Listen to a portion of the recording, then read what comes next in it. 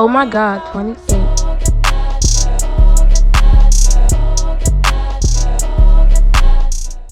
Don't know where it came from. Okay. Hey y'all. Hey guys, you know we gotta be random in the beginning. Honestly, gets us into it. Yes. We made it. Again, another episode. Welcome y'all. Thank you for coming. I'm Kapri. I am Dee, and welcome to another episode of Soul Palate. Yes. This where is here. we speak authentically on our experiences with spirit. So, Absolutely.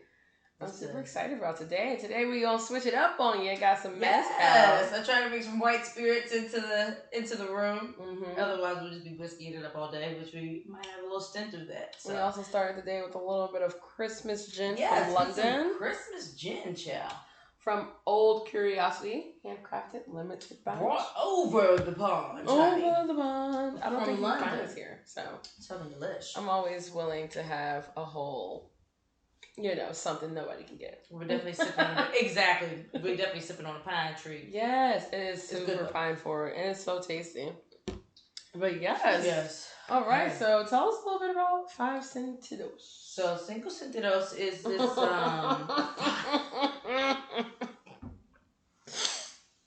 Don't mind my American. Five Sentidos. Sentidos.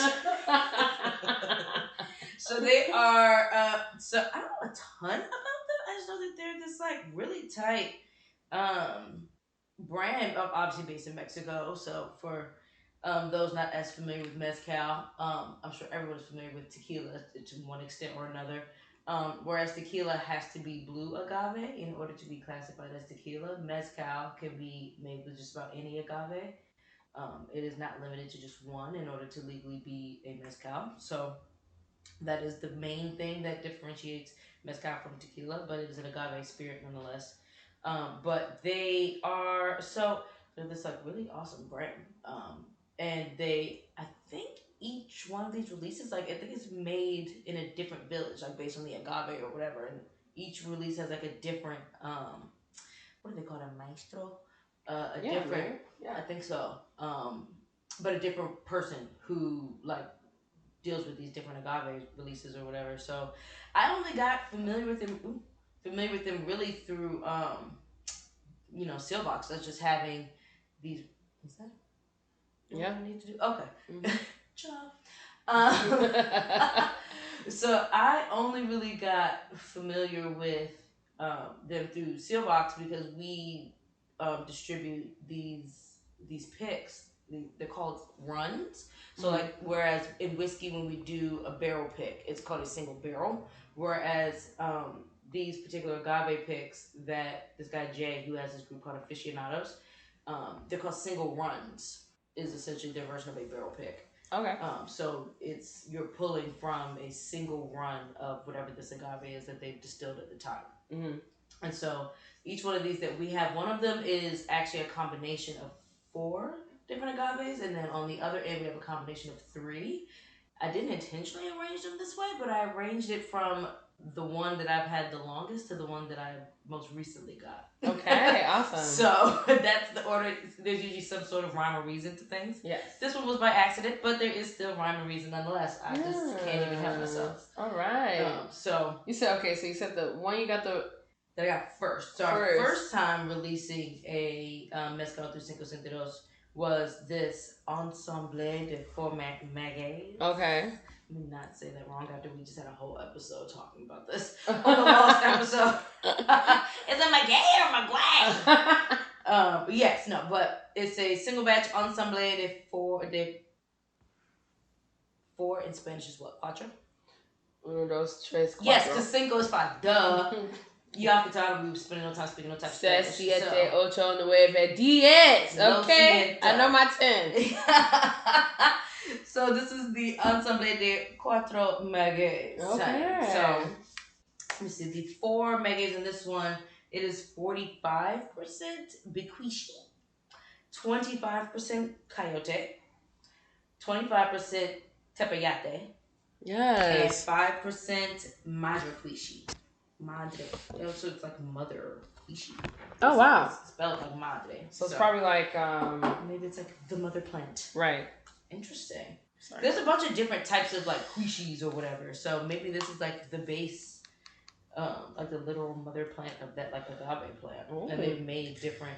I'm theorizing now, y'all, so don't quote me, but maybe they're like making. You know, you can like make different strains of weed based off like a mother plant or whatever, and like make hybrids and shit. So maybe that's what's been happening. Okay. So we shall see, y'all.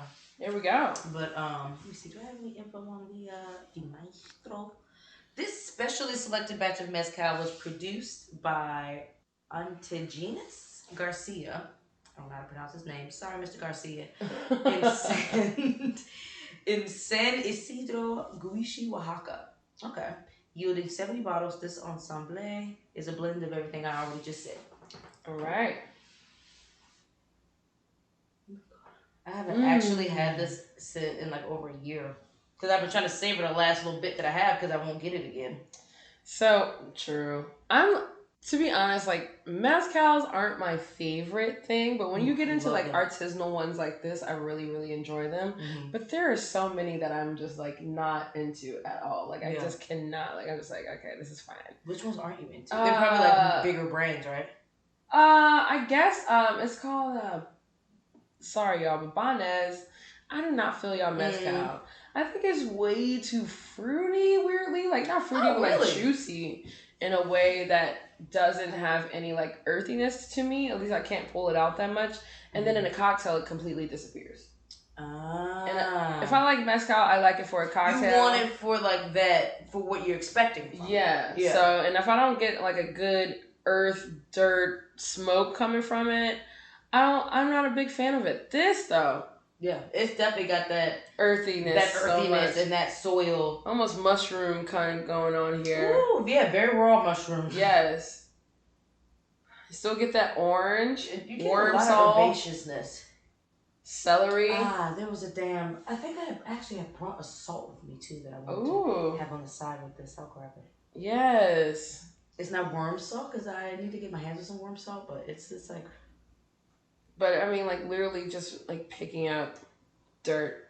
And just rubbing it under your nose. Maybe even clay. Yeah, for sure. I was going to say, I was classifying clay under that earthiness. Yeah. But, definitely. I love that. There's a vegetal aspect to this that I'm trying to, like, identify specifically, and I'm not narrowing it down yet. But it's very vegetal, too. All right, let's see.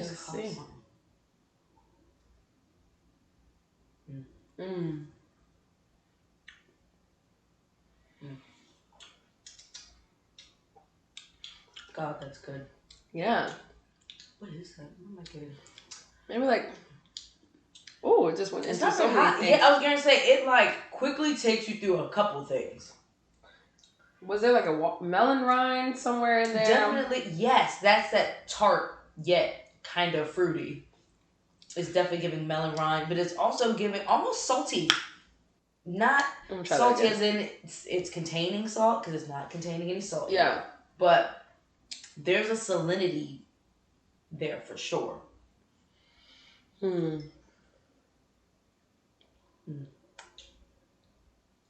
still get some orange. Definitely some orange.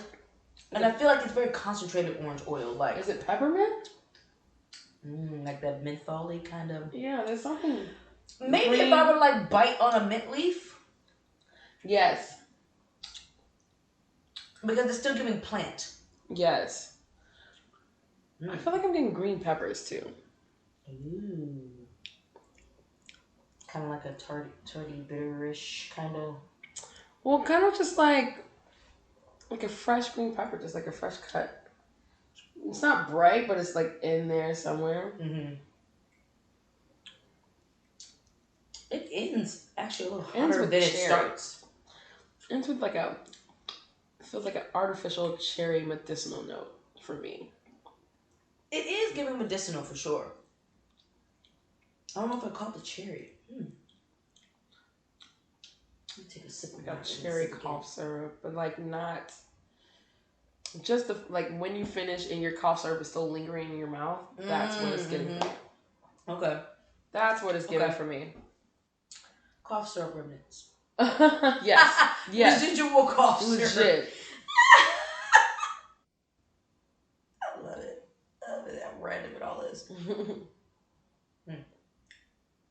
It's good shit.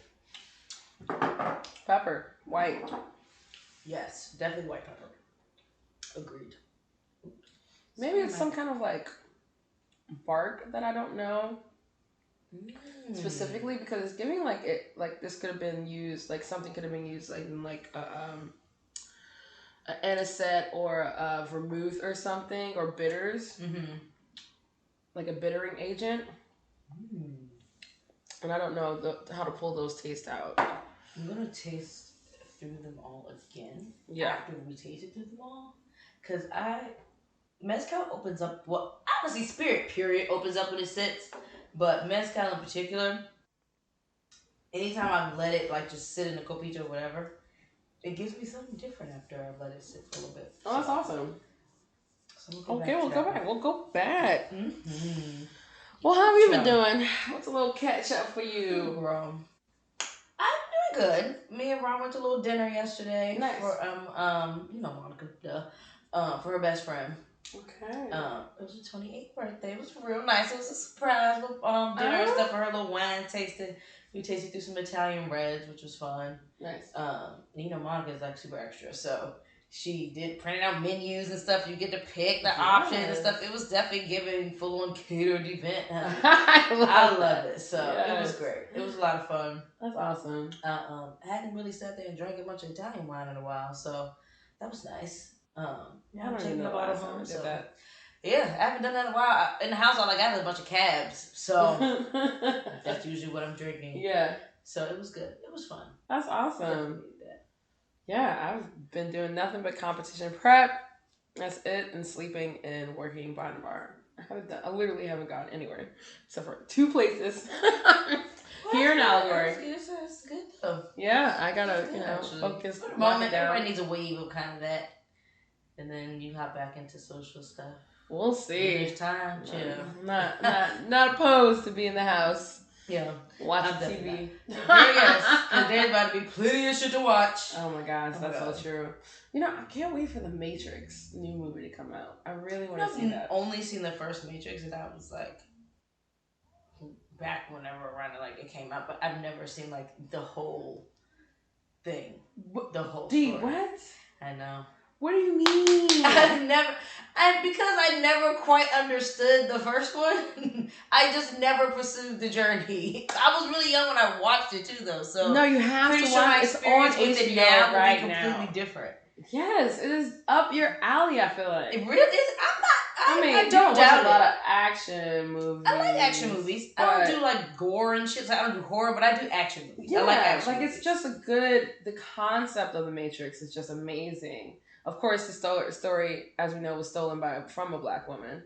But didn't know that. Okay, hit me. Okay, so yeah, it was the woman wrote a book. It wasn't exactly called The Matrix, I think, but she wrote a saga that these filmmakers completely took away from her. I believe she won that. I was going to say, did she file a suit and get her coin? Yeah, I can look it up. As much money they made off that shit, that's probably a drop in the bucket for them, but listen, still. But The Matrix, just the concept of like, we are living in a pretty much created reality to kind of just keep us moving, and there's one person that breaks it all for us and like sets us free from it all, and but he has to go on his own journey of even understanding why he's the one what that means, and then like the people that support him, the humans fighting the machines. But for me, it's just like understanding what the Matrix is. It's just kind of being like you are like doing mundane things all the time and not noticing like this.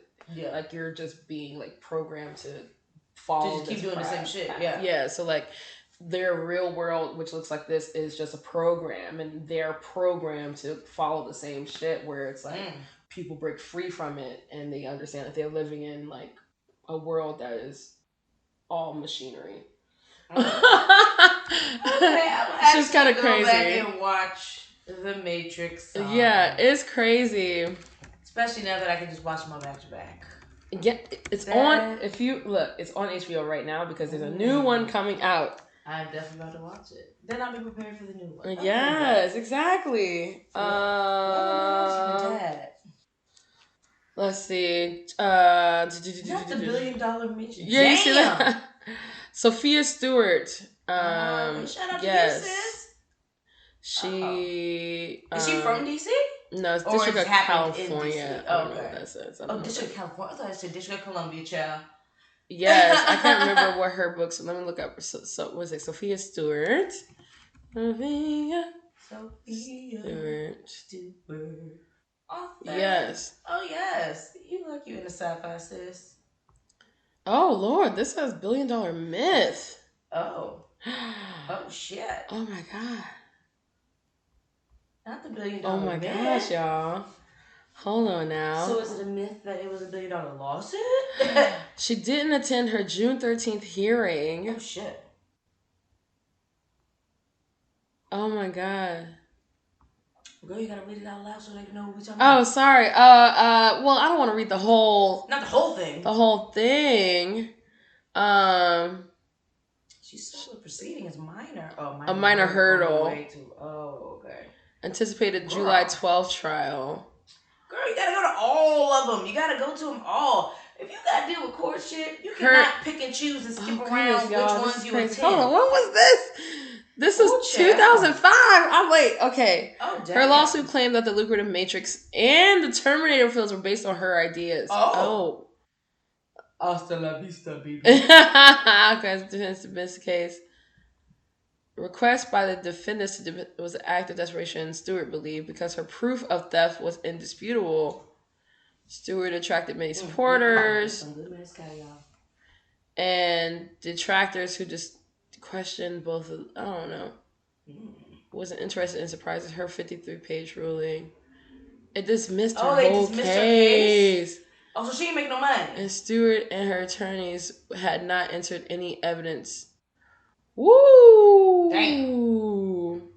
Well, shit. A story that says a lot about continuing racial divide between mistrusting Black America and mainstream media. Well, we might have to have an episode talking about that, honey, after I watch The Matrix. Oh my gosh. And the alternate reality. Ooh, people sincerely believe that Stewart won her lawsuit last fall. Yes, I'm still the one. Y'all. That's that Matrix shit. See? This is fuck. This is crazy. That's that Matrix shit. I'm gonna have to read this after this. Oh my God. That's wild. That is wild boots. Okay. Oh my God. Well, I swear to this day. Saga, so. Yeah, it's so great. It's still amazing, but I probably love The Matrix, but y'all, this is news to me. This is in 2005. From 2005. Exclusive. I can't believe it. I can't believe it. My brain is befuddled. Is your brain boggled? Fuck. This fucked me over. Like, did this Black woman just say? She has books though. Could swear she has books. Okay, well, we'll figure this out another day. Yeah, we'll figure this out another day. Sorry, y'all. Went on a whole tangent. Oh, child. Okay, so you've been working like crazy. Yeah, seriously. Yeah, the competition starts tomorrow officially. So that's exciting. The week is going to fly the fuck by. Mm-hmm. It is. Pretty much I already know. I'm really excited. It's gonna be great though. It's gonna be great. It's gonna be awesome. I'm excited for the competitors. It's gonna just be. I'm excited that the competitors are so excited. I think they're gonna have a great time, and we're all just gonna do what we need to do to have fun. You know, things have fallen into place when I didn't think they would, like I do every year. So it just. Facts. Literally every year I'm like, this is never gonna happen. Every year. Everything's going downhill. So I think when you're doing good work with good intentions, it works out. That's real. That much. We definitely don't. Every year we're learning, and every year we're getting better, and every year we're getting bigger. So that's the goal, and as long as I can keep doing that, I guess I'm moving in the right direction. You know, so exactly. Every year it doesn't do anything but get better, just as an organization. Yeah. I mean, just constantly setting more systems in place. I love That's it. all.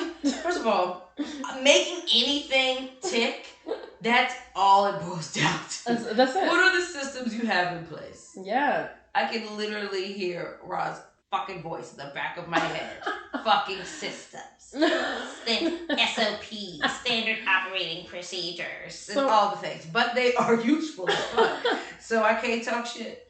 I just want to know, like, do I need to put together, like, a manual, or like is there a folder where it's like from beginning to end you use all these forms that next year could just be like plug and go? Yeah, pretty much. It's like you gotta put the work in on the front end so that every year after that is like it's plug and play. So that was this year. I had a lot of forms. I was like, oh shit, I forgot I already did this. Yeah. So like this. Now you need them all in a concentrated area where you already know to just pull. That's great. So yeah. We're figuring it out. We're getting better. You know, Google Sheets is my friend, I guess. And then, I'm finally. First of all, Google Drive is great. I was going to say, I'm finally learning why files and folders are so important. So great. I love having a folder inside a folder inside a folder inside a folder inside a folder. All day. All day. I love subcategories. Yeah, it hasn't been my strongest suit. Like, a lot of my information, I would just be like, there's an email for that. Then it's like, oh, like, what if that email gets lost? I was going to say, the only thing that sucks about the email shit is that after a certain amount of time, I feel like some stuff automatically, like, it goes deletes away. Or archives or whatever. Because, it's not like we have unlimited email space, so I get it, but... It happened to the Chauncey's Best team over, like, the earlier this year. I went on there was no emails there. Just gone. There's like a time period where it purges itself. It was nothing like we weren't doing much at that time, so I was like, okay, there's like nothing really important, but I was like, things like logos and stuff that we had and all that stuff gone. I was like, fuck, yeah.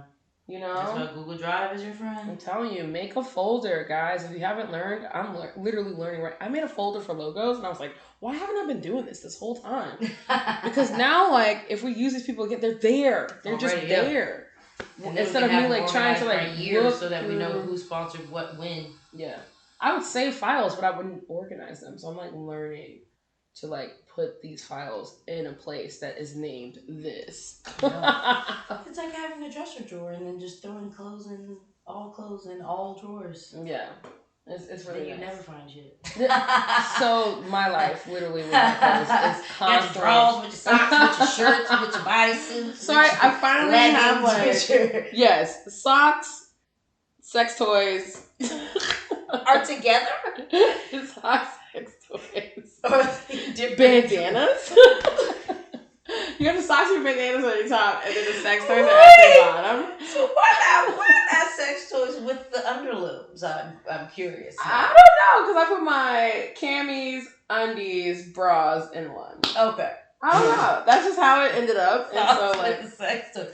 At least it's more unsuspecting. Not that anyone should be looking through your drawers, but I have no one in here. No one's going through my shit. That is hilarious. And then pants type shit. Shirt type shit, swimsuits shit type stuff. I need a designated spot for swimsuits now. I never really had multiple swimsuits until this past year to really store in a place. This is my first year. But now I've got fucking, now that we're traveling, pretty much everywhere we want to go now has a beach involved. So right, I need options. You gotta have options. So now I actually need a designated spot. I fucking love options with swimsuits. Yeah, like, I love it now. I didn't realize I would love it. I love it. It's sort of like outfits. It's nice. Oh, I didn't know. Yeah, it's like your beach outfit. Who wants to wear the same fucking beach outfit? You know, who wants to be in the pool in the same fucking shit? Then I gotta keep hand washing my goddamn shit. It's always damp. It's always a fucking. You always put in a damp suit. Sorry, y'all. My boobs are just. I was having a moment there. You didn't know. Fuck a bra. No, I'm just like, oh, talking about bras. Let's go into. Okay, facts. Okay, let's get into our what's tea because. Legit. Oh God! Do you want a second taste and then go? Yes, let's do our second taste. Bitch, we got something come up with these topics, y'all. It's so funny, but I think the internet for always having something ready for us. Always, we literally just talk about something random, throw it into Google, and voila, we have got ample shit to talk about. So true. We decided to talk about dating today. Yes, it was initially a conversation about relationships in general. Became a Google search of dating in 2021, yes. Which just went off into a whole bunch of shit. So speaking of bras, I'm going to read a little excerpt real quick from this article Please. on NPR that is titled, "I've been single too long," in quotes. "In-person dating is picking up in the DC region." Okay. Now this was written June of 2021. So Sarah, 46, recalls a recent date where she met a guy from a dating app for drinks on the balcony of his apartment. It's already giving panty. The date went fine. They had an unremarkable conversation, Sarah says, until she was getting ready to leave. He's like, he was like, "You seem really tense. Why don't you just take your bra off?" I'm going to let that marinate for y'all for a second. I'm going to read it again. He's like, "What? You seem really tense. Why don't you just take your bra off?" What? And we're at his house on his balcony? At his house, having a pandemic date on his balcony. And she's ready to go home. And this is his... I don't know if that was a way to get her to stay. I don't know. I don't get it. But her response, as I'm sure a lot of people's response was in reading it, "Are you fucking kidding? Are you fucking kidding me?" She's like, "That is just not what you say." You seem tense. Do you want a back rub? You seem tense. Can I get you some tea? You seem tense. Would you like to put on a certain style of music? You seem tense. Do you want to go? Or you seem tense. Do you want to talk about it? Like, just anything else. Even back rub almost gives creepy. First date. A little bit. Yeah, first date. Yeah. If we don't have that physical, affectionate rapport already, don't offer me to rub shit. Yeah, it's true. Don't be touching my back. I'm good. But I'd rather that first, like, he's trying to touch me a little bit, than, he's trying to see my titties swing. Like, nigga. I see you swing. And it's like, I almost want to say, well, what, you want to take off your drawers? You seem tense. But he might actually just take the fucking bait. So you can't even rebut that with some just as creepy shit, because he's probably into that shit, clearly. But it's getting weird out here, y'all. Like, what the It's getting very fucking weird. Are you serious? There was another dating experience that she talked about that I thought was interesting. It's the same person? Not the same person. No, I don't think she ever went back out with him. Okay, it's like, okay. So Sarah has been on a few dates since she got her Johnson & Johnson vaccine, y'all. Bless your heart. This was back in March of 2020. I don't know, but she got her Johnson & Johnson child. Johnson. And she waited a month to start even meeting people in person after getting her vaccine. Okay. So for the most part, she says her dates have gone well, minus bra guy. She hasn't been dating actively since October 2019 and says she's been surprised by how much of the conversation around meeting someone new now centers on consent. I thought this was an interesting point she made. So, she recently got drinks with someone she met a couple years ago, and he asked if he could kiss her as they were getting ready to leave. Sarah says she felt uncomfortable making physical contact after the past year and a half and told him no, which did not dissuade him from going out on future dates with her. And it shouldn't have. Yeah. Sarah said she felt that this type of consideration for her boundaries, sexual and otherwise, may signal a new focus on consent inspired by navigating social boundaries throughout the pandemic. Sarah says, "I grew up at an age of no means no, but was also kind of grasping for what we could do or say about consent." She says, "Now in the age of progressive consent, talking about consent actually can be very sexy." I thought that was interesting. Well, yeah, so when I through the pandemic, I did was kind of deep diving into like the BDSM world and kind of what that means. And consent was a really big part, especially if you were doing any dom and sub relationship things. I feel like consent is a big part of like the kink community, period. In general. Like everything is supposed to be because you want it, not because someone else wants it. You're just there for the ride. So, but the thing about that is that it's such a, misnomer, because newer people that enter into the kink community or think they're in the kink community do not understand. They don't understand the etiquette and the etiquette of consent. And consent is sexy as hell. Yeah. Because where that comes in, it's especially like, just give me an example of the dom and sub situation where it's like, the sub actually has more power than the dom, because the sub is saying... This is the one who says yes or no. Yes, I would submit to you. Yeah. And that is giving the dom to have, all reigns to the sub's body and different things like that. Whereas like, if that sub doesn't want it at all, the dom can't do anything. So the sub has most of the power in that structure, and all that power is in consent. And I thought that was like mind blowing when I like read all these articles and like, I think that's great. got into it, and I was like, this is a fucking turn on to just be like, I thought I was losing power because I tried to do something. I'm still mentally trying to figure it out, but I thought I was losing my power by saying yes, you can, yes, but you are literally, that is the power. Yeah, you have the power to submit or not submit. Exactly. And yeah. Why you picking up gin? I don't know. On that second set. She over here still sipping Christmas gin, y'all. In between the mess. In between. It's a Sunday. Ooh, alrighty. So this is the Tobala. Ooh. Read a little bit about the Tobala. I've got a couple different Tobalas in the house, actually. They all have some different aspects to them. Yeah. So this is distilled by Alberto Martinez in the second of a pair of bottlings selected by the Aficionados group for 2021. So the Tobala and the Sierra Negra were picked together at the same time. Okay. This Destilado de Agave was produced in Santa Catarina, Albarradas. Okay. Produced using agave wait, I'm going to make sure I say it right. Potatarum. Yes, because it's spelled like potato and rum. So, potato rum, however you want to say it. Potato, up to you. Known in this case as Tobala.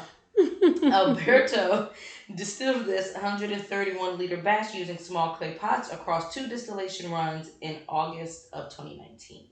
Okay. Interesting. Already so much fruitier on the nose than the Ensamble. It is. Mm-hmm. Ooh, yum. Okay, what are we getting from this? What's it giving? Is it banana? I'm getting red fruits too. I was getting red fruits when I first did it too. Yeah, banana. Ripe banana. Yeah. Almost like overripe banana. Yeah, like when it's starting to get those brown spots on it. It's exactly. Like that and red fruits. Like I'm getting a ripe apple. Apple for sure. Pear for sure. Mm-hmm. Yes. Welcome to fall. I'm here for it. Maybe lemon. Lemon juice for me. I was gonna say I'm not getting oil, but I'm getting like flesh. So maybe that's the juice that I'm getting. The earthiness is there. It's there, but it's more of an undercurrent than the first one.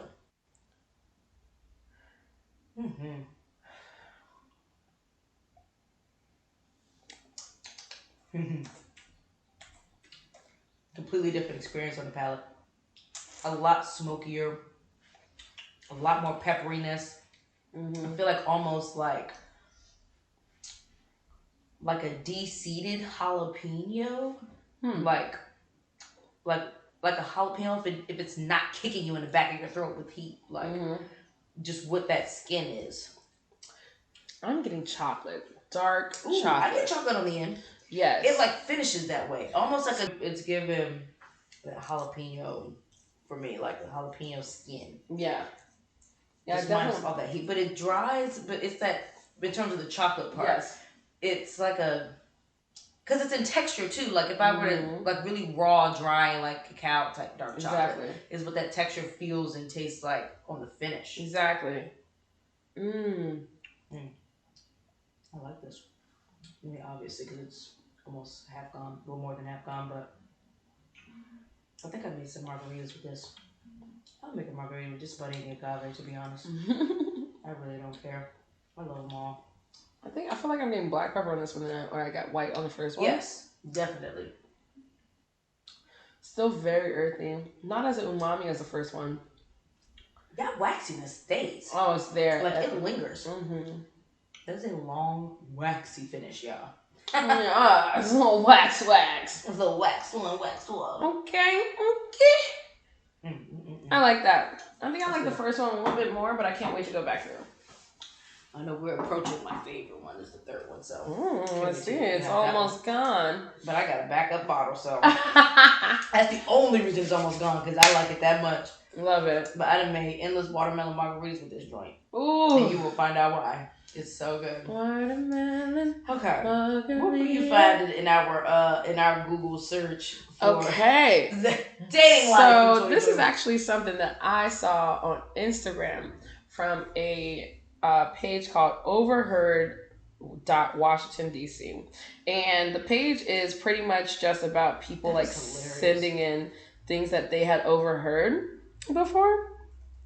And I was scrolling through their site, and one of the posts said, it's from Twitter, I believe it's from Twitter, and they reposted a Washington post where it says, a new report has crowned DC the best city for dating. Yes. Right. You read that correctly. Question mark. And then from there, just people tweeting just like, confused on what the fuck are we talking about here. So, the responses from the people for me. Yes. One response was like, probably because if you date in DC, you will literally never stop having to go on dates like ever. The next season of Love Island is going to be at Navy Yard. At my fucking Navy Yard. I cannot. This one was kind of hit the spot for me a little bit. DC is a great city for networking, not dating, but everyone in this city constantly confuses the two.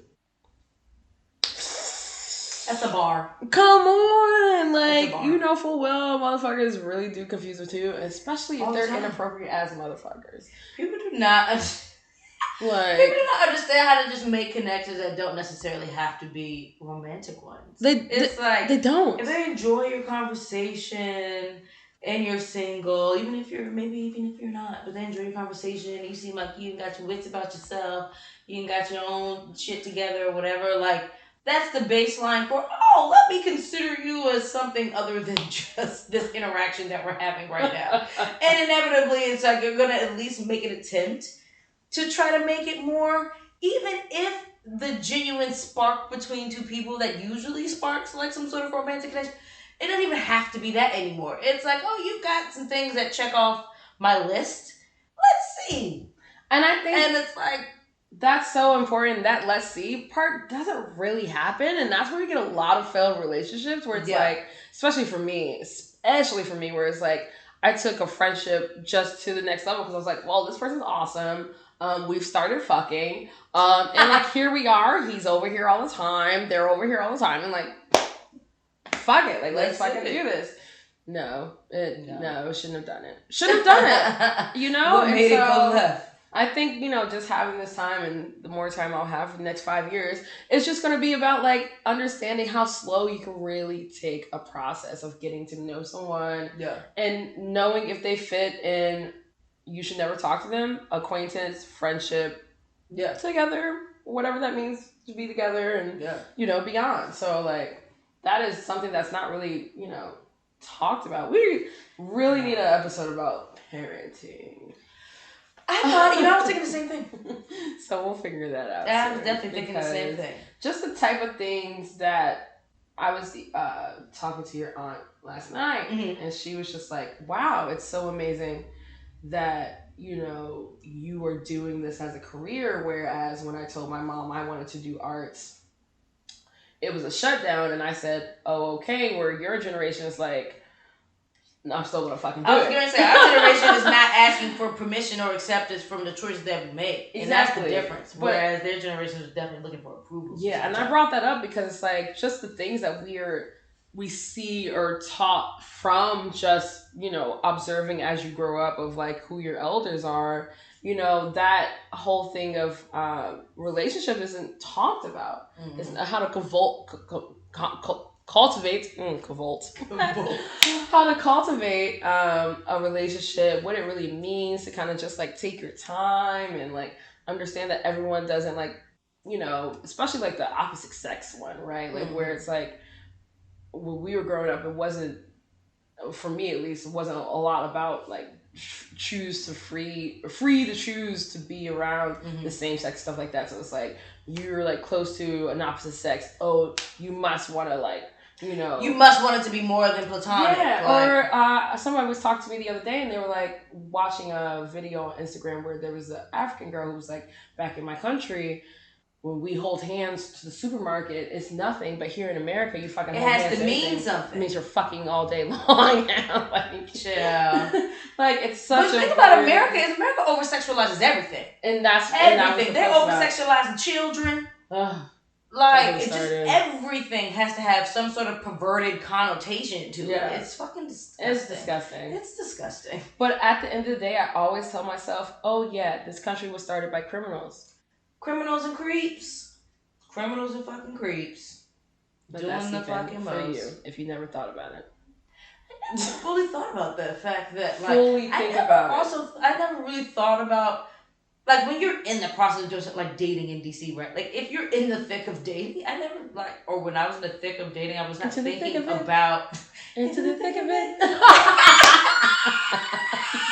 One of the best fucking songs to play. Oh my god! First off, I used to watch Backyard. All the different. I used to watch Backyard. I think they were lit. The songs were good. It's the fact that everybody is playing with that sound and doing something else with it. I fucking love the internet. I love and hate the internet so much for its ignorance and its ingenuity. But it's all great. But I never thought about like when they say it's like the networking one for sure, and then the one about it's like you're just constantly dating. Like you're just constantly going on dates because you're just not landing on that person that like makes fucking sense for you. Yeah, it's always some other shit with it, and I never really thought about that. I mean, me and Rob found each other by both just being intentional and then like finding each other in a mutual, very intentional space. Like that's so real. We didn't meet each other with the intention of like finding a new friend.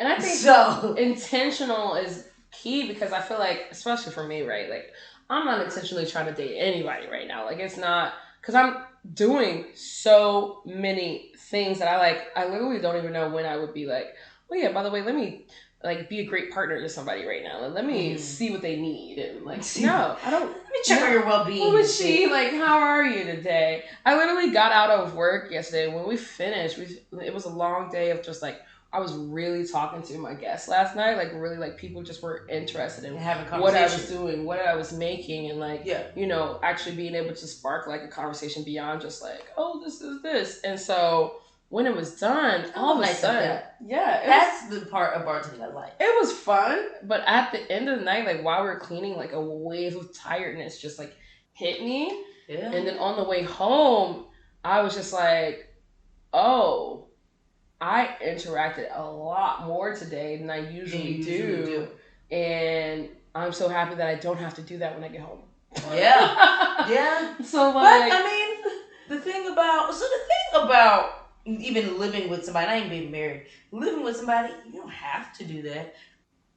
It just depends on your partner. Like, they got to understand that. Exactly. I'm not here to put on for you when I'm in the house. Like, exactly. This is not performative at all. Like, I need to fucking be able to be the fuck quiet. Pay attention to me. Oh, yeah. Oh, hell no. It's not. I have my waves of neediness sometimes. But that's usually, but they're in waves, though. It's not like, because for the most part, I've usually got too many things going on in my head to really feel like having a ton of conversation, too. And you know, Rod's ass is always on a goddamn computer crunching somebody's number. Or fucking shopping on Kith or something. So it's like, we have our times that we set aside to talk about something, or if we feel a certain energy or something, we'll prompt a conversation about something if it feels like something needs to be talked about.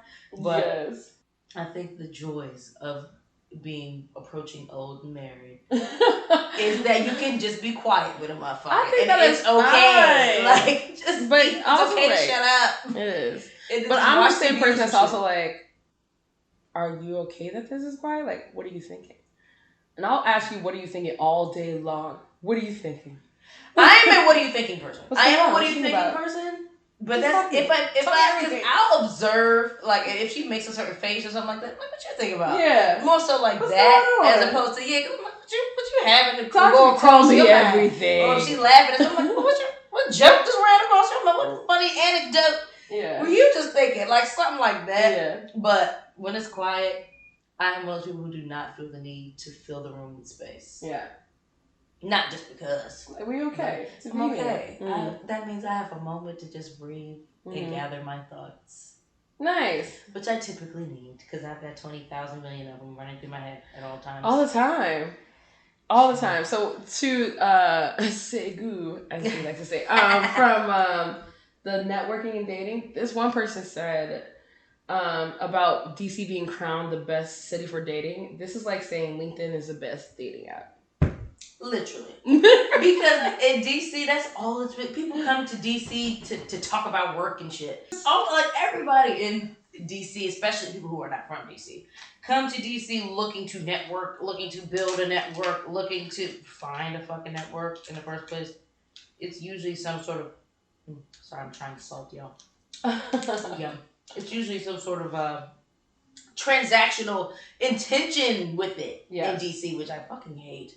I didn't realize that as a young person growing up in DC, just how like transactional people already kind of go into relationships as like, I don't like this shit.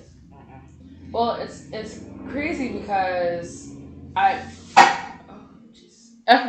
people that come into town and they don't live here, they talk about how we are a transactional city where it's like, why do we ask? Why are the first questions out of our what do you do? Yep. It's very working and catering to our area. Moving around the different conversations throughout a room or whatever. It's always about work. Yeah. Or it's about like what you do, what your spouse or partner does, and what your kids are doing. Yeah. And it's just all this comparing and contrasting of all the different accolades between the people. And Absolutely. that's it. The conversation will be nothing funny, nothing really genuinely interesting. Like, because most people do a lot of the same shit around here. You're a lobbyist, or you fucking own a business, or you're in the fucking government for 20,000 years, or you're a fucking retired vet, or just like a lot of that shit. But yeah, it's a lot. The question's always, what do you do? I'm actually guilty of it. I did that last night. I definitely did that last night, now that I'm thinking about it. But I mean, I don't really know anyone else to ask the guy. So it was just kind of like a way to start conversation. So it depends. Like, if you're from a certain place, once again, small talk for me doesn't matter. I think what do you do is a better way for me to kind of be like, oh, do I know what that profession is? And I can ask you more about it. Exactly. It was like a door opener. Yeah, a lot of people find it as us being pretentious and being like, oh, like, you judge where you are. As a person that's a bartender, I'm constantly judged about who I am. But like, I don't care. I'm fucking tell you I'm a fucking bartender, and like that's what I fucking do. And people in DC drink good, so they love it. Yeah, no bullshit. You know, and I think bullshit. I think it's like I use it as a conversation opener if I do use it, because I don't engage care about where you're talk from. Period, but I don't care about your hobbies. I need to know your hobbies when I really want to know you. Exactly. And then, like, what you do is the easiest thing to talk about with someone you don't know like that. Yeah. So it's an easy door opener. What do you do? Sure. Oh, okay. But I've definitely been privy to the what do you do conversations where the intention is to size you up. Yeah. So I understand both sides. That for sure. sucks. But I feel like people who are like, I'm not offended. I'm not saying offended. That's probably a strong word. But people who have an issue with that question is the issue because you just don't enjoy what you do or don't like talking about what you do because you're not that into it, or like what's the issue with answering the question? I don't think that's what I was saying. It was me and this other girl who's from DC and a guy that was from California, and he was defending the fact that like it's like we should not be like start our conversations off of that. Of course, in California. And me and the girl, they don't like talking about work at all. Like for us, it's like, you know, like we said, we don't care about your hobbies, but like like I don't know if I can't remember what he said. Why he doesn't want to answer it, but it's usually about sizing up. I'm like, nobody cares about that. Like, no, I don't care about sizing. But I just don't. I'm not surprised that someone from California would feel that way though. They don't really. I don't think they spend a ton of time talking about what they do for work. Y'all got that much time for hobbies? They got enough time to fucking surf and lay out and tan and juice and do all this other California shit. We are a very get to the point type of city. Yes. We're very like cut to the chase. We are fucking working though. Yeah. Maybe. That's why we have the best brunches. We can have a little more sun and surf and balance in our life. Maybe. But right now, this is a city full of people, motherfuckers who work. Supposedly the DC also has the best brunches ever. Which is really? Awesome. Yeah. I'm not going for that. I mean, we're a good food city. Don't get me wrong, but I don't know about that. I done had a mean brunch in Savannah. Supposedly our brunches are the littest. I believe that. You know what I'm saying? Like, it's more of a day party than it is let's get some great brunch food. Exactly. I was going to say, it's up. because of the bottomless mimosas and the fact that there's usually some sort of club aspect or lounge happening upstairs. Or down the street for most occasions. Or at your table. Or at your fucking table. Because the SDK, that's definitely how it was. He was partying at your fucking table. Because there was a DJ. So, that's probably true. I'll take Littest brunches. But I've definitely had some, just a good old solid, good food type brunch. Yes. I've definitely had better ones. For fucking sure. Because I go to brunch for the food. I can party any old time. I go to brunch for the food too, and I never go to brunch. Ever anymore. I love a good brunch. Yeah. I need to start doing more brunches at home. Yeah, you should. I always want to sleep. I get off of work late. True. But brunch, technically brunch goes into what? 3, 4? Yeah, true. That's true. I can eat shrimp and grits at any time of day. I don't care. That's my favorite brunch food. True. Motherfucking shrimp and grits. I don't have a favorite brunch food. What is your favorite brunch food? Yeah. Let us know. What's your favorite brunch food? Email us. I was going to say, let me throw that old email out there again. It is Soul Palate Pod, P-O-D, at gmail.com. soulpalatepod@gmail.com. So getting back to this DC dating, a report released some Wednesday or whatever by housing website Apartment List has crowned DC the best city for singles.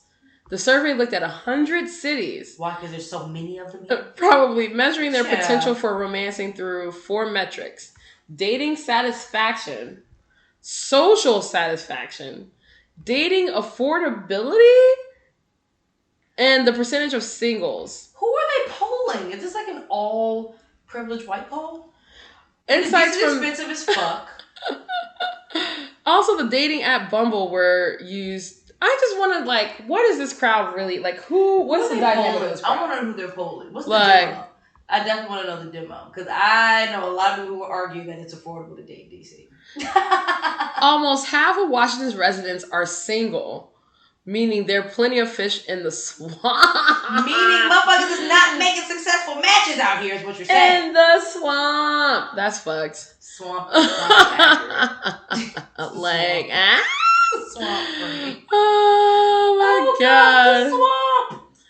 Oh my goodness. The report calculates dating affordability by taking the cost of 2 movie tickets and a 3-course dinner for 2 at a mid-range, and they did quotes, restaurant. What I was going to say, what are we calling mid-range? Right, and comparing it to each city's median. Well, according to Apartment List, that comes out to $105 for the entire night. That's a fucking lie. In DC, that's a lie. The movie tickets alone are already going to cost you what? $40. $40 minimum. 40. Okay, for adults. Now, unless you're dating senior citizens, they can discount.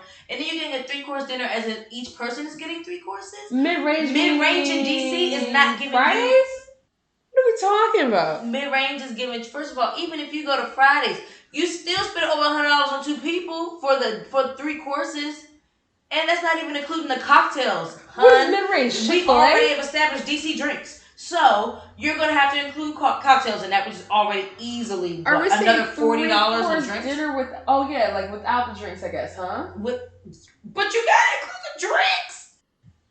What are you pulling 18-year-olds? This is crazy. Their metrics are fucked. We're just not even going to go by that. What year did they write this? This is this year. Oh, get the fuck. September 24th, 2021. Oh, hell no. That's recent. That's recent. That's last week? This week. Hold on. What are we calling mid-range? October 3rd, last week. Is this like a restaurant with the $2 signs instead of 4? I don't know, but this is ridiculous. This is no way. But $100-something? There's no way. Movies and dinner? And I get an appetizer? We strongly and I get dessert? There's no way. They say, we strongly suspect that many people familiar with the district's dating situation are going to disagree with the DC's presence at the very top of the list. Absolutely. This doesn't make any sense. I'm glad you acknowledged that in writing at the end of this article. Oh, is there frequent fodder? Dude, can I click on frequent fodder? Oh my goodness. Let's see. They're going to take me so crazy. Not the trials. Did it say trials? Yes. Oh, shit. Oh my God. I cannot. It said, the trials and tribulations of dating in the district are frequent fodder on Twitter. And Washingtonian has covered the city's cringe-inducing date stories. At length. But check out the study and make up your own mind. Oh, we gotta dive into the story. Hold on, yeah. Okay, let me see. Yes. Let's do our third sip. Okay, let's do our third sip. This is the Sierra Negra. Oh, yes. It is fucking fantastic. All right. Let me see. What notes do I have on the Sierra Negra? Oh. Also distilled by Alberto Martinez. Remember, this is one of two of the release that came out as a duo. It's the Tobala and the Sierra Negra. So, also distilled by Alberto Martinez. This Destilado de Agave was produced in Santa Catarina, Alvarado. So, I keep making sure I'm saying these words right. So, excuse me if I sound like I'm a little slow, y'all. Produced using agave americana, also known in this case as Sierra Negra. Alberto distilled this 153-liter batch using small clay pots across 2 distillation runs in May of 2019. Okay. First for me, smells ton like of fruit. Bubblegum. Yes. The pink kind. Mm-hmm. I got watermelon rind. And even juicy fruit. Ooh, juicy fruit's a good one. Juicy fruit. Ooh, kill. I forgot these are commercials for juicy fruit. Whatever happened to that gum? Does it still exist? I was never a big fan of like sweet gums, so I don't buy it. I used to love gum. I only get gum, but I always get mint gum for planes. I need to chew on the plane. But I always get a mint, spearmint. Wow. Peach? We got peach puree. Yeah. Like Bellini style. It's giving brunch. Yes. You know, your brain in the third place. Always giving brunch. Ooh, I love Bellini. So I haven't had a good Bellini in so long. I haven't had a good Bellini. Oh my gosh, why don't I not make Bellinis by myself? That's a great question. What the fuck am I doing? You know what? I have pureed fruit in my house all the time. I just need, and I like to do peach puree with a peach liqueur. Mm-hmm. And then I hate Bellinis where they just throw fucking peach schnapps in some. Oh man, I know. Yes, they do that all the time. No, it needs to be puree. It used to be that bullshit at SDK. I can say this because it's closed now. It is because they used to fucking throw random shit into these bubbles. I was so upset. They would throw peach schnapps, grenadine, orange juice, like all into a fucking one drink and call it a Bellini. No way. Bitch, yes. I could not. I didn't even make that shit on Sundays. In good, conscience, I could not. Or if I was serving it to somebody, I would at least let them know what it actually is. Because it is not a Bellini. The little bit of peach that you're tasting is schnapps. It's not even this is giving an orange color because they're using orange juice. They're not even bothering to splurge on the fucking puree. I was so upset. I was thoroughly offended. We should have an episode with just all of our bar war stories. We need definitely a bar war story. Yes, the bar stories episode. People send some in, and then exactly. We already asked y'all for this. We did. I guess now I gotta send out I gotta make a form. Yeah, so good. I'm good for a Google form. Put this on our IG too. You people out there, and listen, we want you in podcast land. Is this bitch recording? We are asking you to submit your bar time stories, good, bad, or indifferent. This is a call to action, motherfucker. Is this bitch recording? Shout out to the TS. But no, yeah, for real. I love that. We're gonna have a Bars Time Stories episode. Yes. And we highly encourage that you share your help. And we'll read them. I want them on both sides too. I want tell me your stories on the guest side. On the guest side and on the actual bartender side. This is not a strictly bartender's pod. It's not. We are open to all the stories. We want to hear from consumers' experiences as well. So yeah. That would be great. We're going to definitely do that. That's a good episode. Maybe that'll be like episode 11 or something. Yeah. I'm going to we already have 10 in the bag. Put a question out there. Fuck it. Yeah. Fuck it. 2 tears in a bucket. Who is that? That is my favorite bitch. No, it's from House Party. My favorite fucking one of my favorite moments from that movie because it's one of my favorite movies. Like I said, 2 tears in a bucket. Fuck it. Just take it to the stage. Hey. Period. The coolest DJ ever. That's just hilarious. Anybody who watches House Party knows exactly what I'm talking about. It is on Netflix right now. Yes. All the House Parties are on Netflix. 1 and 3 are my favorites. Lemon lime. Yes, lemon lime, like a Sprite almost. Yes, literally Sprite. I was thinking Sprite, but I wanted to do lemon lime soda for you guys out there. Yes, lemon lime soda. Because Sprite is a little less lemon and limey these days. Yeah, it's just Sprite. Just a little more. Yeah, it's just giving Sprite flavored. Whatever the fuck that is now. Oh no, it's not fresh lemon lime. That's good. I love this mezcal so much. It's a little bitey in the front with like a lot of grilled pepper, maybe some pininess too. Yeah. That's giving green tree than it is more than it's giving earth. It's giving like the plant. Yeah. If that makes any sense. And agaves can be piney themselves in terms of like structure. And... Strawberry? Mm-hmm. Wow. That's what I love about this fucking mezcal. Yeah. It gives a lot of fruit. It does. And the way it is. In a good way. It's like strawberry with the little green part on top. Yes. Like if you just do that whole strawberry in your mouth and got that earthiness and that sweetness. That's true. That's what you're getting from this. I want to go to a strawberry field. Me too, I've never been one. Me either. I've never been. Well, I've been to a pumpkin patch because like every parents take their kids like a pumpkin. But I want to go to a sunflower field, a strawberry field, a peach orchard. Definitely would like to pick my own peaches. Orchard. Cute.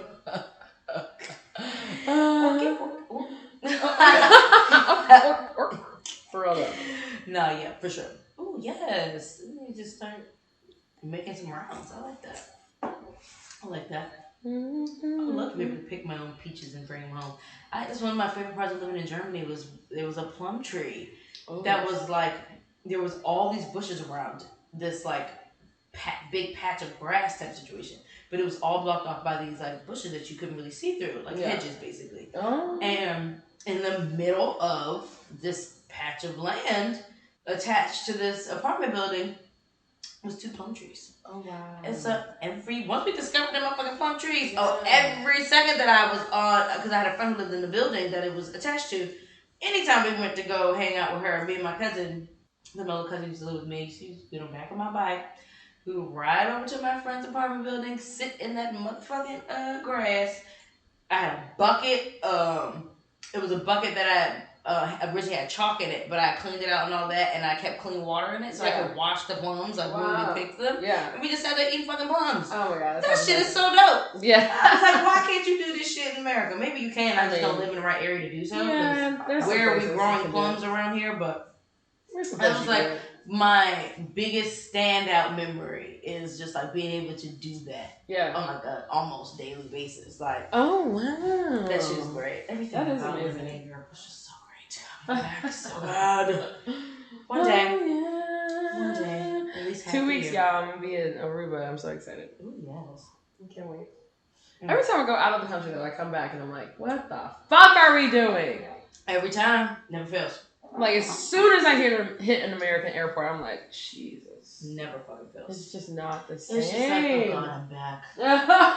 It's so heavy. It's like you take your sunglasses off and realize where you are again. Like, oh god. What the fuck are we really doing? Okay, so we've already talked about how fucked up it is dating in DC, in the world, period, but in DC. Particularly, niggas ask you to take your bras off on the first date. It's just a lot going on. But at least on the bright side, we're asking for consent, which is great. I like that. I like that consent is a regular thing now. And that personal space is a regularly respected thing now. Legit. So let's get into TV to wrap it up, just because we didn't get to talk about TV last time. Let's talk about it. 9 Perfect Strangers. Yes. Hoo chow. It was y'all. so good. I feel like I should have watched it again because we were going to talk about it again. Just the finale of it. Well, we're just gonna spoil it. Spoiler alert, because it's already been a week now. You've had time. You've had plenty of time. Literally, if you're not gonna watch it, sorry. And if you have a Twitter account, you've seen it and follow people who watch Nine Perfect Strangers, then it's already been spoiled for you. So I'm just like, this is another. I love the show, but another instance of a white woman. Why are we getting off scot free?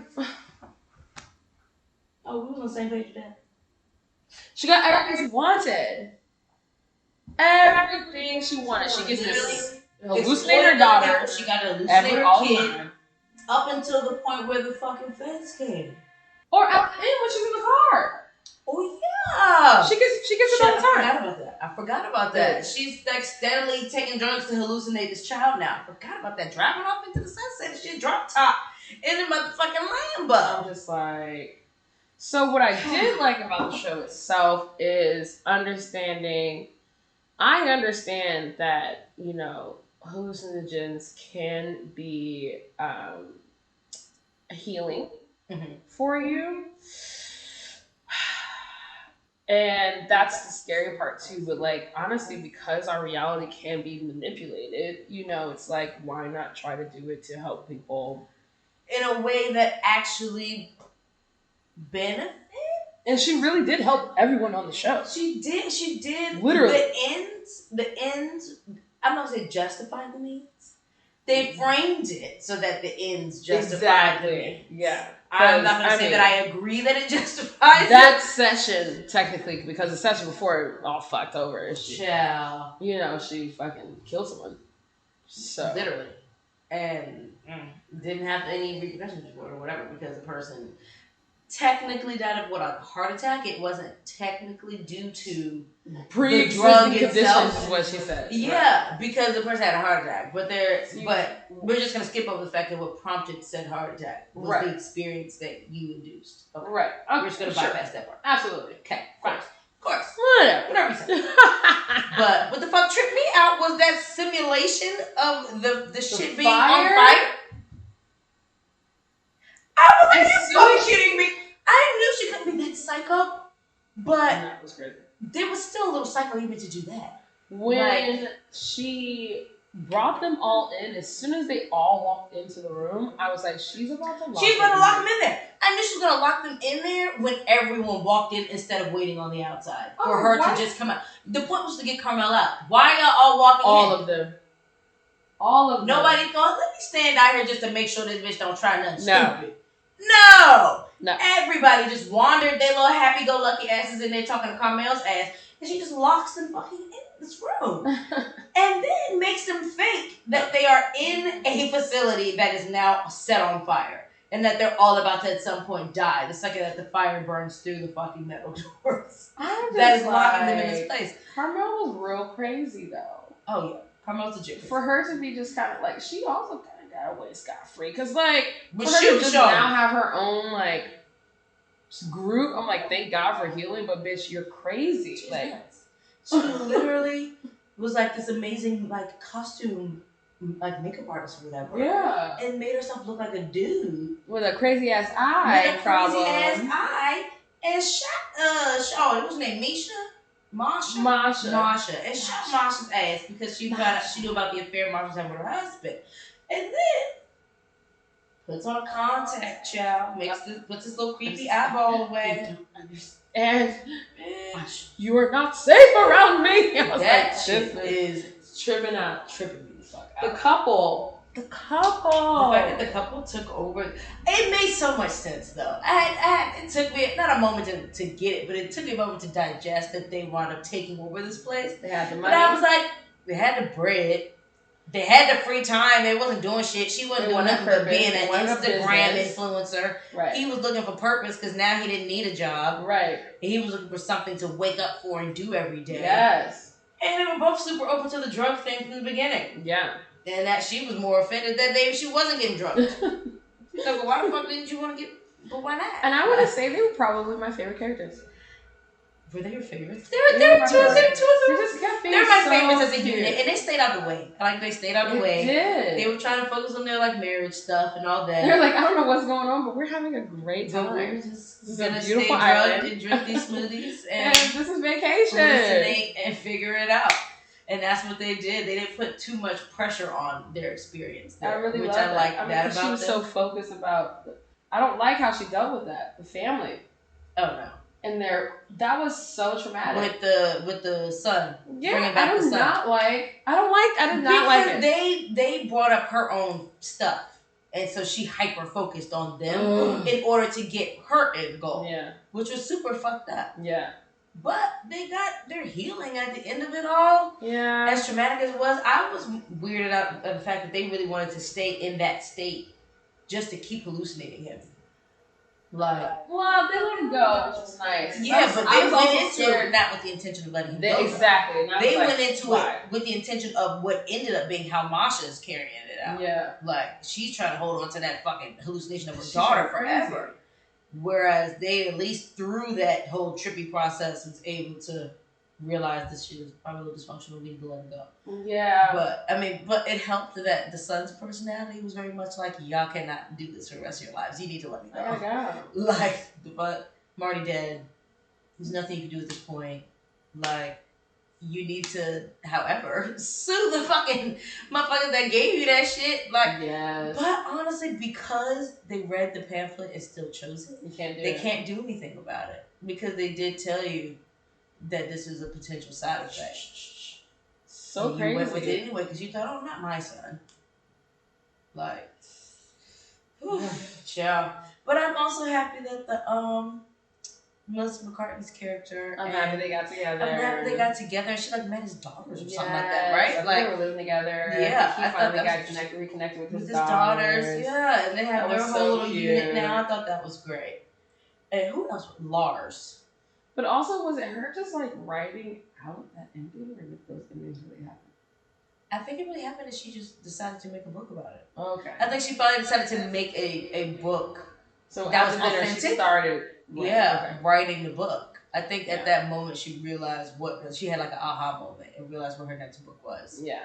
And it was, I think for her, it was like she finally. Because she didn't go into it thinking that this would be a great book. Like, she had her realization, because remember when they were in that hot spring or whatever, she was like, I'm just sitting here taking notes in my head. Like, y'all are not even full-on people to me. This is more like characters for a potential book. I was like, so once she kind of detached from that, she actually wanted to get in her book. Yeah. Which I think is great. I just wonder, I just wish that all of us could have that type of healing without I guess it takes a radical thing. It does take a radical thing. Yeah. I don't want to be dosed with drugs. Yeah, I don't need, that's not right, consent. But but the ending, definitely something radical. Yeah, seeing how they all came out of it was just kind of I think I got why she did the simulation of the fire thing, because it was the only way to get them as close to a near-death experience that's controlled. Yeah. I think stuff like that, like a near-death experience or whatever. Oh, those are all great things to put perspective, give somebody perspective. Right. But I don't necessarily want somebody else controlling that for me. Did you, is this in the contract? It seemed like most of them didn't read the contract, because everybody who got their blood drawn was like, whatever. Why are you drawing my blood? Oh, it's a part of your contract. Oh, it is? Y'all not reading nothing.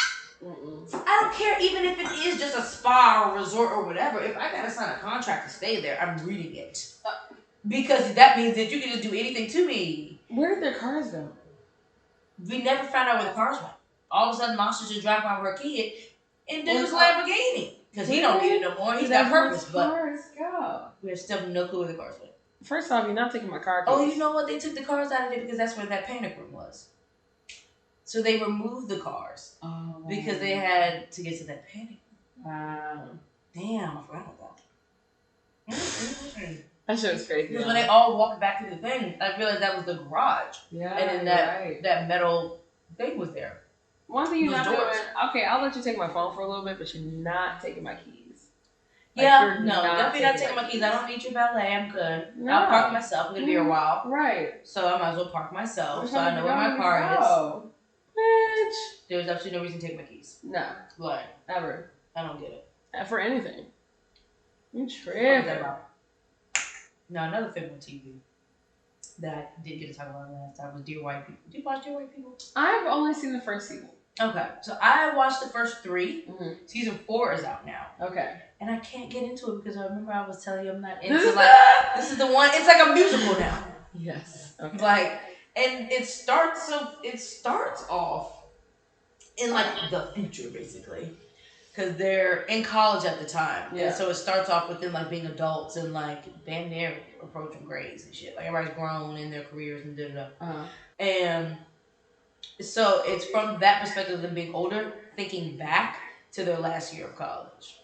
And they are reliving those memories in song. And so for me, if the whole series did not start in musical form, you gotta work me up to the musical shit. I can't like episode. I couldn't get past episode 1 because everything there was a song attached to it. There's like the talking and then it's all breaking into dance and stuff. I just can't focus that way. I needed to be that way from the beginning so that when I go into this project, I already know what to expect. I know how best to follow you through this journey or whatever. Yes. They didn't give me that. Oh my gosh. They did not give me that. So now we're just all forced into this fucking sing song and dance shit that no one signed up for but y'all. So now I'm upset.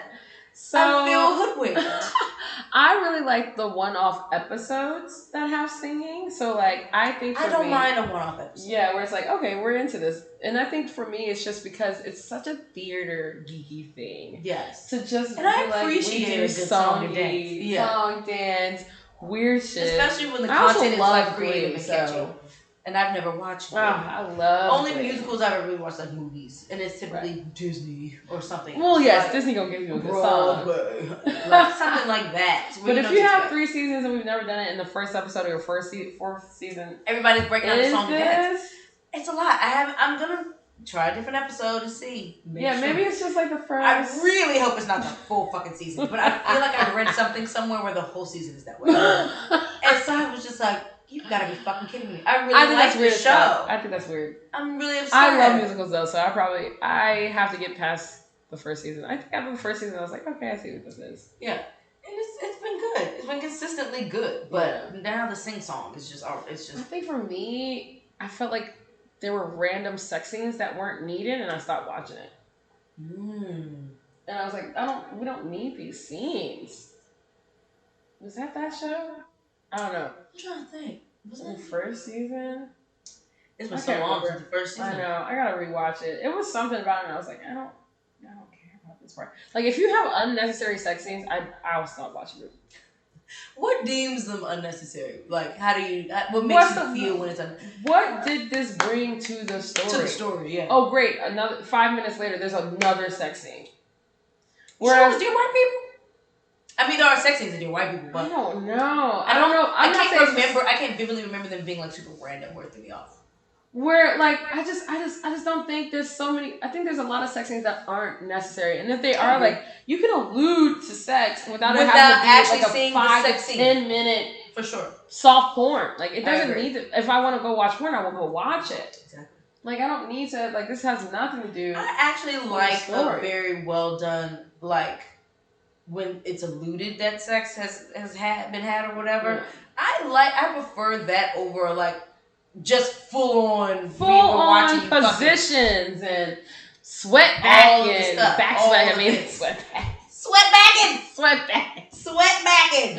Like or if it was like at the end of like a real great conversation, I'm down to see a good 2-minute. Like, okay, y'all just got a quick joint though. Yeah. A little quick, we get the point type but joint. Like, we don't really need to see y'all coming unless the coming part is like awkward as hell. I would love. That's the only reason. Yeah, but there's context there, and there's reason. Or you said someone's the wrong name, or like that's what I was gonna say. Or there's something was said, or something like that to give context to what happens after. That's different. It doesn't matter. Sex like I love the sex scene in Love Jones. It's just so great. I still have not seen Love Jones.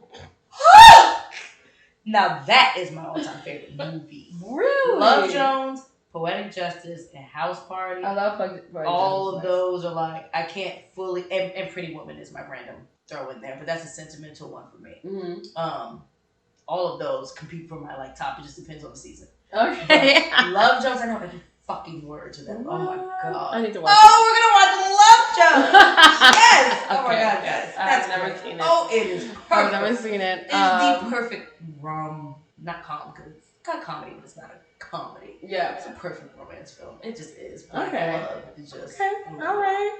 It's because it's giving the artsy, and then it's giving black love, and it's giving a bunch of independent, successful in their own right black people. Typical, like it's not pretentious. It's not trying to make a point of anything. It's just black people living their life, falling in love, falling out of it, falling back into it, and just all of that real shit that comes with it. I love that. Yeah, that's awesome. So all right, I'll watch it one day. I'm it's sure. also the sure. movie, one of those movies that like keeps me inspired to keep writing. Mm-hmm. Because the main character in it is a writer, actually, and to stay with photography because Nina Long Fine Ass is a photographer in that joint. Yeah. So it's just one of those things that just it gives me the warm and fuzzy feels, and then it also keeps me inspired as an artist. So, ooh, okay. Well, check it. Love films. Yes. Yes. So the sex scenes in there. Okay. Yes. But like I just feel like sex scene. There's not a ton of them. There's one significant sex scene. Yeah. And it's just beautifully done. But also speaking, sex education. Did we talk about this last time? That show. Did we? No. I think we talked about it's so good. We didn't get into it. Because you and I haven't even had like a conversation about that show. And I love the show. I have not watched the full season of this past one. I'm like on episode like 4 or 5, something like that. But it's such a good show. It is done well. The last thing I remember is we already passed the part where we find out who's in there giving bad sex advice in the stalls. Okay. We passed the part where the dude who took the bad sex advice lost his clothes. Oh my god! Because the teacher took him. Oh my god! So insane. And I think that's where I stopped. Oh my god! And the black boy and his little jockey boyfriend are finally like out holding hands. Okay. So that's where I left off. Oh Lord, they go through a lot. What I loved about this season, and you'll get there, is that they go.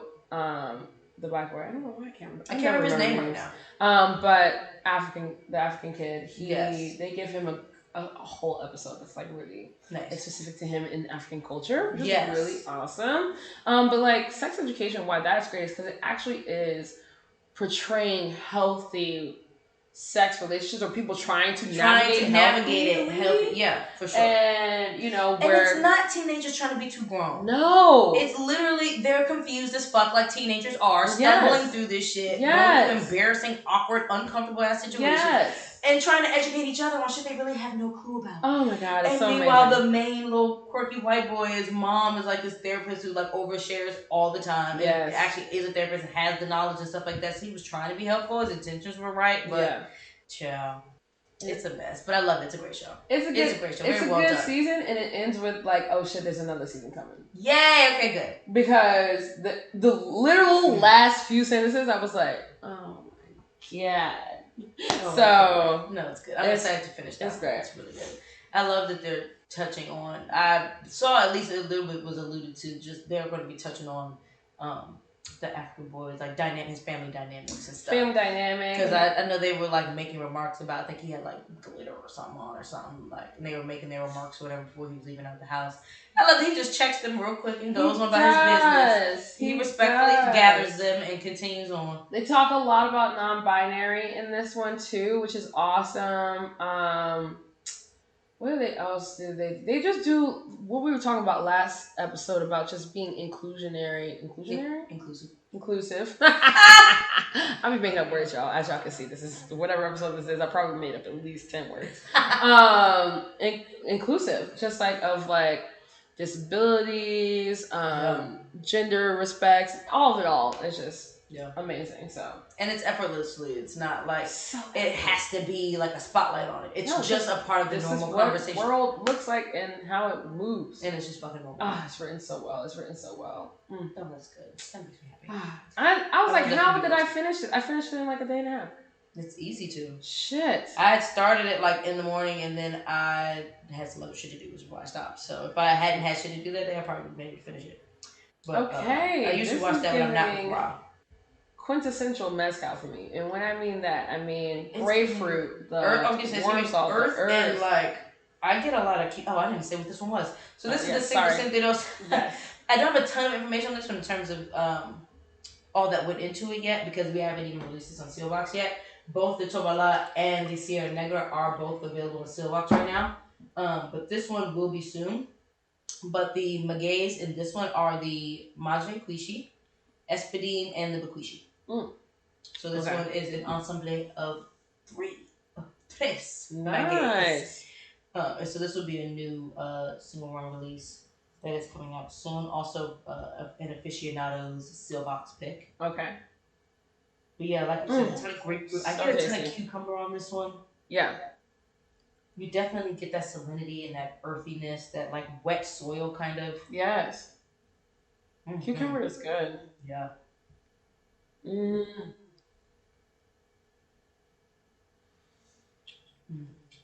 Mm. It's a lot of pepper in the front.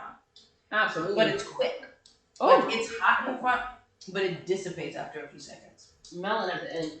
Mm-hmm. Lots of melon. Mm-hmm. Cantaloupe.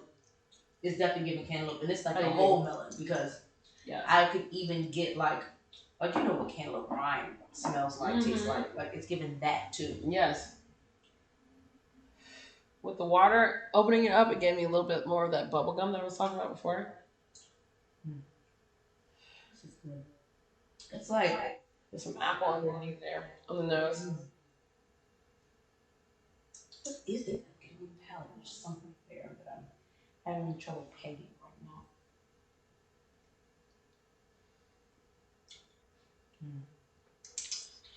Pegging. Bitch, I was trying to be mature and it went through my head. Sorry. I was like, damn, she have an episode talking about pegging. Let's get into it. That's hilarious. Wow. This is so it's delicious, but there's so many things. There's so much happening together in this right now. That it's like, because I get a little savory, I get a little sweet, I get a... Yeah.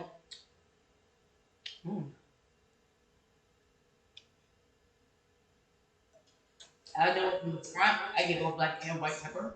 Mm-hmm. Like, it's just heavy pepper in the front. And then once it gets spicy, you get all that floral there. Floral like rose, floral more white flowers. White rose? Ooh, it's numbing my mouth out. Definitely is.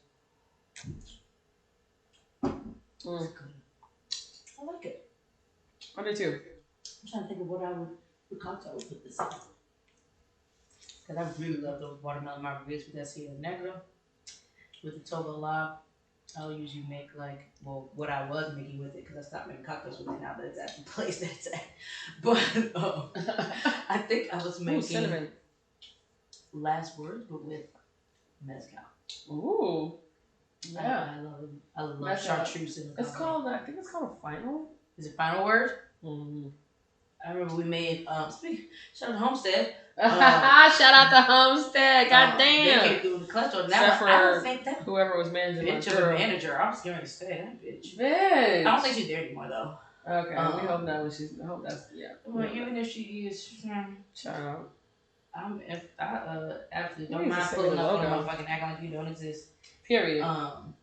But we made a Not Another Word, and that was a mezcal based joint. Nice. It was like Aperol, chartreuse, mezcal, citrus. They called it Not Another Word. Well, that sounds like a Naked and Famous, right?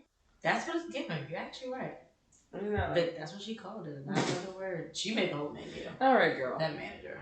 So maybe she was getting her cocktails crossed.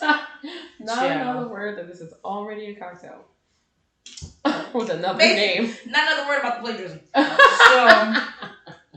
It was the cocktail though. Yeah. Hey, fuck it. At the end of the day, if it's good, it's good. Great cider selection at Homestead, actually. And they make a mean shrimp and grits. I need to go back to Homestead. They do make a mean ass shrimp and grits. I completely grits. forgot. Cute. I completely forgot. The last time I went was were you there with me? When we went before Stick Talk? Yes. Yeah. That was the last time I went. No, so that was over a year ago, because Stick Talk was before the panty, y'all. Yeah. Kind of missed Stick Talk. That was fun. That was a nice little we stopped it because of the panty. I know. Yeah. We might need to bring that back one of these days. We'll just bring everybody here. We need to bring it back. Pretty much, because I like watching people make drinks. So. I really think we could also get away with doing this podcast at some people's bars. Absolutely. So, we need to... It's just that if they want to wake up early enough to have us in there when it's quiet. If they don't want to, they need to get their motherfucking ass up. When it's quiet. Yeah. We'll try to coordinate it with y'all on days when you didn't work the night before. I'm always down for a scene change. Yeah, I love it. I think that'd be fun to be in people's spots doing this and tasting through some stuff. Absolutely. We should talk to maybe Chris about that, Jack Rose. He's a fun one to taste with. I like it because I'm always gonna learn some shit from Chris. Love him. Nice. Love Chris. Shut up. Yes, shout out to Chris and Jeff Rose. Hey guys. Okay, so that was our last sip. Okay. We ain't really eating nowhere right now, y'all. No, I ain't gonna hold you. We still at Jackie Lee's eating tacos. Oh yes. I'm definitely. Last time so was there's great, about to be a Monday chicken. night situation. That fried chicken was so fucking That good. fried chicken was so good. I was so happy that I brought her food home. Good. She was very happy with everything. She was happy with everything. Man. So, oh my yes, God. that was great. We have to go this Tuesday. Mm-hmm. I know technically we don't technically have time because I'm probably going to need to do shit. But we can still pop in for tacos and multitask. Oh, just anything you gotta do computer wise, bring your laptop. I'm trying to think what I will have to do. I don't think I will have to do much, but I won't know until Monday. Yeah. Basically, because once the ball rolls, then we're gonna figure out exactly what we need to do and throw and where we need to move and all the things. Oh my God, I'm so excited! It is competition week officially. Where the fuck is Mike? Okay, yes. Which one was your favorite? What do we? My favorite I drank already. You finished it? You just ate a Negra? Yeah. Told you. The third was my first. The second after that was definitely the first one. The first one? Okay. Well, that was the one I said I was going to come back to anyway, so it works out. Whoa. Bitch, it opened up a lot. It's like green or reed. It's like green fresh as walking fuck. outside. Like walking out. When somebody walk outside, you're like, oh, you smell like outside. It's like you walk. That's what this smells That's like. what this smells like. That's some black people shit for you. So you smell like You smell outside. Go wash up. This Ensamble de Cuatro Magueyes. Wow. And it smell like outside. We outside with it. We's outside with it. It's giving episode title. Thank you. Love it. I agonize over these titles, y'all. They seem simple. I agonize. She does it all herself. I think it's amazing. I sit there agonizing. I don't know how long What's the process a good is. title? What makes sense? What's not too cool? I like the last one, potpourri. Potpourri. I definitely said potpourri. Potpourri. I was like, you know what? That's a good one. All right, well, cheers to another episode. Thank you all so much for coming to see us. And once again, hit us up for any kind of ideas or anything that you have. Yes, engage y'all. Because y'all will text us individually and say stuff. Really or we'll say something on the gram, which is great. Don't stop there. Don't stop. But we also want you to engage with us. Send us comments, questions, not concerns, because you should be concerned about shit. But send us comments, questions, stories, yes, anecdotes, little quips you think we could be cool to for us to just read out loud or whatever. Just suggestions on different spirits we should touch on. Because I have a fucking whiskey library in my house and not a lot of other things. Obviously, we don't have to always pull from our collection either, but I mean, that's also she's sending us some bottles. This is what's happening. Exactly. Definitely taking sponsors. All sponsors. Another call to action. This is for you. Is this bitch recording? Is this bitch recording? We are absolutely accepting all sponsorships. Yes. So if you have a brand that you would like to hear our feedback on, you have a lineup that you want to have compare and contrast side by side. Hey, we've got the palettes for you. We do. Right here. Cheers on that. Yes! Let's go. Oh, and that's the show. And that was the show, man.